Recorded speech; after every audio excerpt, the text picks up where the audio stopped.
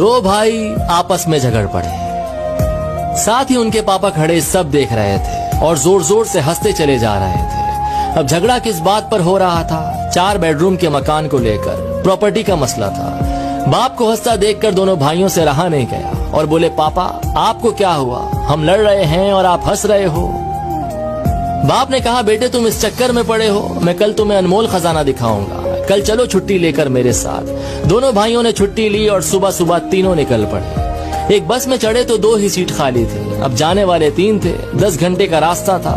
कभी एक भाई पापा के साथ बैठ जाता, दूसरा खड़ा हो जाता, तो कभी दूसरा बैठ जाता, पहला वाला खड़ा हो जाता, और इसी तरह सारे रास्ते एडजस्ट करते हुए चले गए। गांव पहुंचे तो पापा उन्हें एक पुरानी हवेली पर ले गए। देखा तो हवेली खंडर हो चुकी थी। कबूतरों ने घोंसले बना लिए थे, झाड़ियां उगाई थी।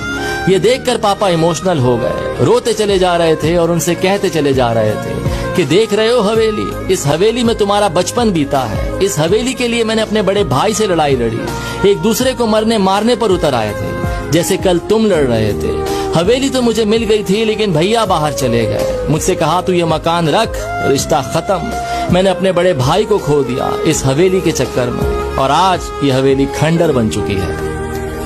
तुम दोनों इसी तरह लड़ते रहे तो मकान तो खंडर हो जाएगा, लेकिन रिश्ते हमेशा के लिए खत्म हो जाएंगे। जिस